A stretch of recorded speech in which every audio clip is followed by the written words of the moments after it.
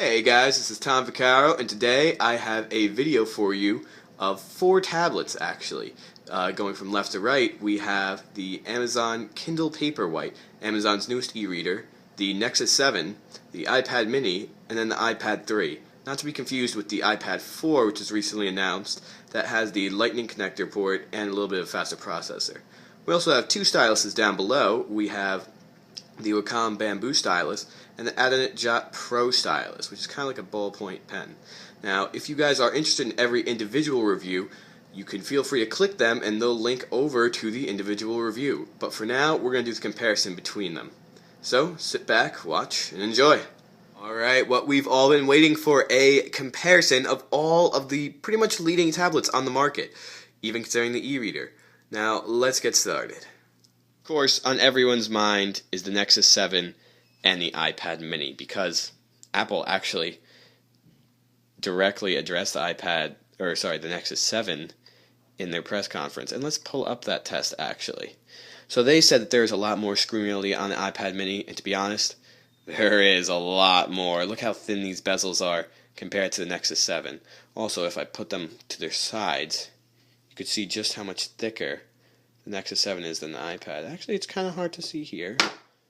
See, the Nexus 7 is a little thicker, definitely for sure. You can't really tell because this black part makes it look thinner, but it is definitely a little bit thicker. The iPad mini is practically like a little piece of black metal paper, but it is very light and nice in your hands. But at this size, you can't really tell the difference between the two. Now, they are both incredibly snappy. You could flip through easily. They both feel very smooth. But really, the difference comes in the price and the display. Now, what's nice about the iPad mini display is that it is the same ratio as the other iPad displays, so all of the apps look fantastic on it. I'm going to pull up Flipboard because that is one of my favorite apps to use. It practically looks like a magazine on here. It's beautiful. Now, if we go to the Android equivalent, it's the cell phone version. You flip it up and it's good. It's definitely good, but it is not like this same. I could just hit that, it'll zoom up on this, flips out. It doesn't feel as responsive on the Nexus 7, and that's just because the Android app ecosystem isn't really made for tablets yet. Which is a little sad considering the Nexus 7 is such a fantastic device for such a really great budget price. Also, the display on the Nexus 7 is just sharper than the iPad mini, and you could tell. Text on this looks nice and crisp, whereas on the iPad mini, you could really start to see the pixels, especially when they're side by side with each other. Can't really tell on a camera, something you really have to see next to each other. But considering there is a $130 difference here for the same power and a higher resolution on the Nexus 7, really, the Nexus 7 is a better deal for you. If you're just getting into the tablet market, if you already have an iPad or anything like that, the iPad mini is probably better just because you already have those apps that work with it, and that's what makes the iPad mini so great, is the app ecosystem. The Nexus 7 feels a little bit like a blown-up phone. Now, don't take that wrong, it's just because of the apps that are on it. They use the same kind of structure as the Android phone apps. But for $200, it can't be beat. Only thing is that the aspect ratio, I've said it before, the aspect ratio of the Nexus 7, 16:9, I personally just do not prefer. I feel like it doesn't lend itself too well because when it's on its side, it just feels so much slimmer. Comparatively, you have so much more screen reality on the iPad mini. But sometimes you don't really need that screen reality, and in the 7-inch market, you're really competing for price, and that's where the Nexus 7 beats out the iPad mini. The iPad mini will be a fantastic product when it gets that Retina display, and it will easily justify its premium price.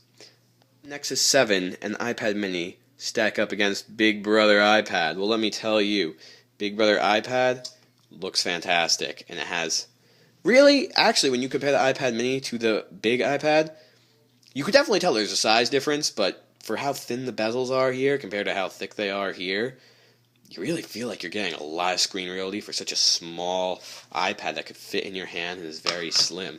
This, even though I have big hands, it's about to fall out of my fingers.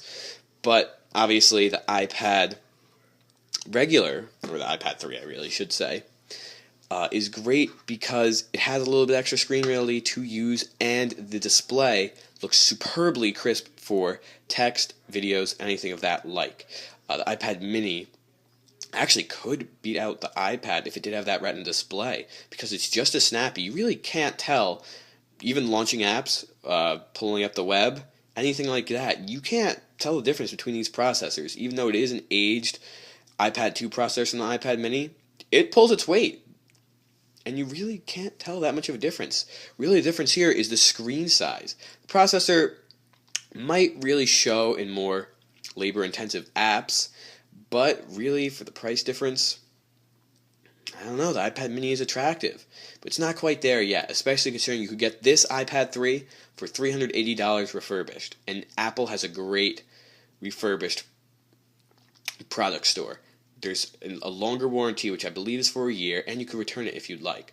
The iPad mini here is $330, only $50 less than the iPad, and it has less screen reality, not a Retina display, and really I just feel like this can serve any purpose. This is a little smaller. It's nice, light to carry around, but the display isn't quite there, which just makes it a little weaker of a product. Now, obviously, the Nexus 7 over here has an even smaller display, but it's $130 less than the iPad mini. And since the display does look crisper than the iPad mini, it kind of beats it out. But the app ecosystem is what makes it different between these two, which is why the iPad mini is probably a better tablet in general, but the Nexus 7 is definitely the better product just because of its price. We're talking so much about the display because I feel like that's the most important part of a tablet. It is practically like a second screen. How about we talk about this e-reader over here? Obviously it doesn't have any of the functions of these three tablets on the side, but it has a wonderfully crisp display that practically looks like paper. You could read in the dark now.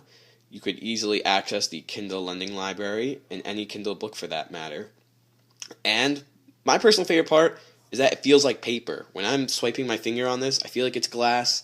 And my personal pet peeve is that there's fingerprints all over it. Like, if you get a wrong angle on it, or if there's any glare. Well, speaking of glare, this does not have any glare compared to these three. If you're just using it for reading, it's something to take into consideration. Especially considering this just feels like paper when you swipe your finger around it. Which is actually kind of nice, because you don't feel like you're smudging it, and you're not smudging it at all. And it just feels more natural to read and hold in your hand. But these obviously have a lot more function, and for only about $70 more than the ad-free version of the Kindle Paperwhite, the Nexus 7 is a great buy. But all these tablets obviously have their own unique benefits to them. The Kindle Paperwhite is obviously for people who are only interested in reading, especially interested in the Kindle library. The Nexus 7 itself is the budget tablet category. For $200, it has a great display and does everything you would really need it for. The iPad mini is kind of the premium economy version, I should say, of the 7-inch tablets. It's a little pricier, and the resolution isn't quite as good, but it has that app ecosystem that is so just enticing because all the apps look fantastic and work great on the iPad. And obviously, there's the big iPad, the original, the Retina display, the power. The original iPad is fantastic, and considering you get the new iPad 3, or I should say old iPad 3, now it's the new iPad 4, for only $380, $50 more than the iPad mini, if you want that extra bit of screen reality, it's a really great buy. There's become so much competition in the tablet market right now that it really just boils down to personal preference. It's up to you, as the consumer, of what you want. Do you want the Kindle Paperwhite for the e-reader, the Nexus 7 because of its functionality and cheap budget price, the iPad mini because of its lightweight and polished design, or the big iPad for the screen reality and the Retina display? It's up to you, but I hope this review helped.